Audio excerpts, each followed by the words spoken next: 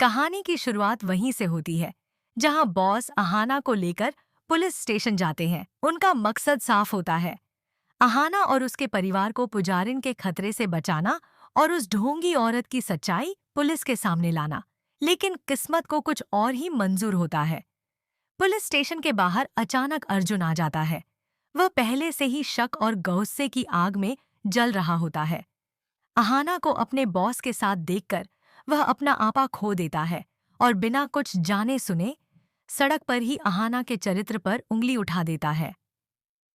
अहाना, जो अब तक अपने परिवार और दुर्गा देवी की इज्जत के लिए चुप रहती थी, आज अर्जुन के कड़वे शब्द सुनकर टूट जाती है। इस बार वह फैसला कर लेती है कि अब और नहीं। गुस्से और दुख में डूबी अहाना बॉस की गाड़ी में बैठकर घर लौट आती है। घर का माहौल बिल्कुल अलग होता है। दुर्गा देवी और बाकी बहुएं हंसी मजाक में मशगूल होती हैं, बेखबर उस तूफान से जो बस आने वाला होता है। तभी अहाना अंदर आती है। उसकी आंखों में आंसू नहीं, बल्कि एक ठोस निर्णय होता है।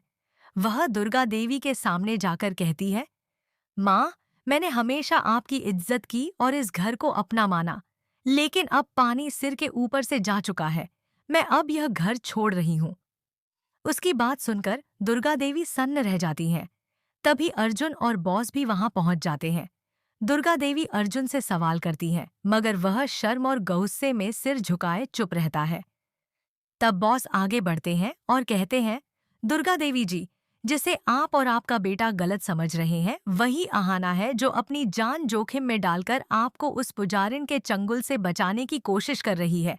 वो पुजारिन कोई साध्वी नहीं, बल्कि एक क्रिमिनल है। इसके बाद बॉस सबके सामने पूरी सच्चाई बता देते हैं। लेकिन अर्जुन को फिर भी यकीन नहीं होता। उधर अपने कमरे में छिपकर सब सुन रही पुजारिन को जैसे ही पता चलता है कि उसका सच सबके सामने आ चुका है, उसके होश उड़ जाते हैं। वह समझ जाती है कि अब दिखावे का समय खत्म हो चुका है, अब सिर्फ वार करने का वक्त है। इधर अहाना अपना बैग लेकर जाने के लिए मुख्य दरवाजे की ओर बढ़ती है, लेकिन घर की तीनों बहुएं उसके सामने आकर खड़ी हो जाती हैं। बड़ी बहू अहाना का हाथ पकड़कर कहती है, अहाना मत जा, तेरे आने से पहले हम सिर्फ सांस ले रहे थे, जी नहीं रहे थे। तूने हमें जीना सिखाया, हमें बराबरी का हक दिलाया। अगर तू चली गई तो यह घर फिर से उसी अंधेरे में चला जाएगा। हम तुझे नहीं खो सकते। अहाना के कदम रुक जाते हैं, सबकी आंखें नम हो जाती हैं। तभी सीढ़ियों से एक भयानक हंसी गूंजती है। पुजारिन नीचे उतरती है, हाथ में धारदार चाकू लिए, चेहरा क्रोध और पागलपन से भरा हुआ। वह चिल्लाती है, अगर मैं जेल गई तो तुम सबको साथ लेकर जाऊंगी। वह अहाना पर झपटती है।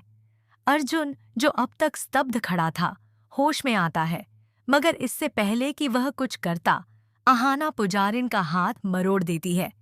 फिर भी पुजारिन हार नहीं मानती। वह दुर्गा देवी को धक्का देकर गिरा देती है और घर में अफरा तफरी मच जाती है।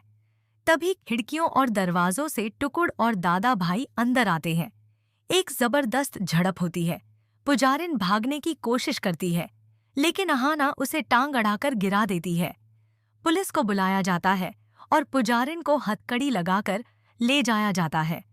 अहाना का यह रूप देखकर अर्जुन की आंखें फटी रह जाती हैं। अब घर में सन्नाटा है, बस पछतावे की आवाजें गूंजती हैं। अर्जुन घुटनों पर गिरकर अहाना से कहता है, अहाना, मैं पति कहलाने के लायक नहीं हूँ। मैंने हीरे को पत्थर समझा, मुझे माफ कर दो। पोल्टू भी अपनी पत्नी मंजली से माफी मांगता है और कहता है, हमने तुम्हें सिर्फ पैर की जूती समझा, लेकिन आज हमारी मर्दानगी का घमंड टूट गया। सब अपनी गलतियां मानते हैं।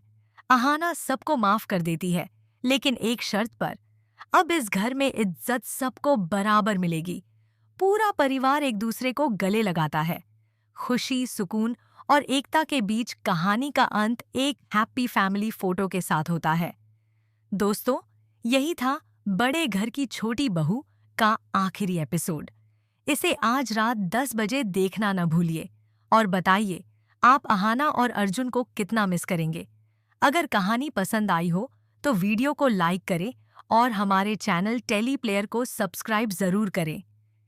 कहानी यहीं खत्म नहीं होती, बल्कि एक नई शुरुआत का इशारा देती है।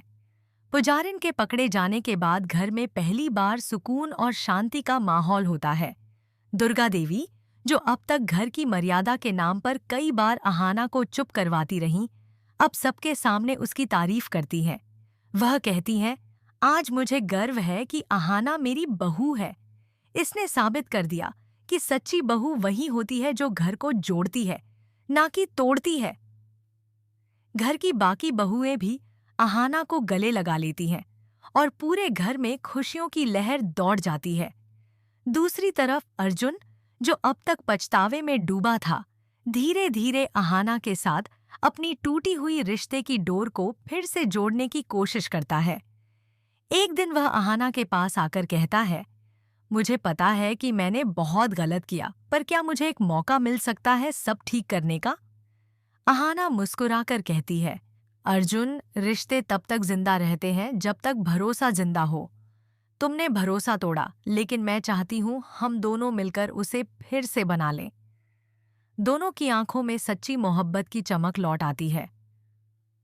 अब घर का माहौल पहले से बिल्कुल बदल चुका होता है। बड़ी बहू मंजली और बाकी सब मिलजुल कर घर को संभालती हैं। दुर्गा देवी भी अब अपनी पुरानी सोच को बदलने की कोशिश करती हैं। वह बहुओं से कहती हैं, आज से इस घर में किसी की आवाज दबाई नहीं जाएगी। हर किसी को बराबरी का हक मिलेगा। आखिरी सीन में पूरे परिवार को एक साथ पूजा करते हुए दिखाया जाता है। मंदिर में दीपक जल रहे हैं, औवाएं आगे गिरता हैं, चेहरे पर संतोष और विश्वास झलक रहा है। अर्जुन अहाना के हाथ पकड़कर कहता है, अब यह घर सिर्फ मेरा या तुम्हारा नहीं, हमारा है। कैमरा धीरे धीरे ऊपर उठता है। पृष्ठभूमि में वही पुराना थीम सॉन्ग बजता है, बड़े घर की छोटी बहू, और पर्दा धीरे धीरे बंद हो जाता है। और इसी के साथ समाप्त होती है यह भावनाओं, संघर्ष और रिश्तों की कहानी, बड़े घर की छोटी बहू।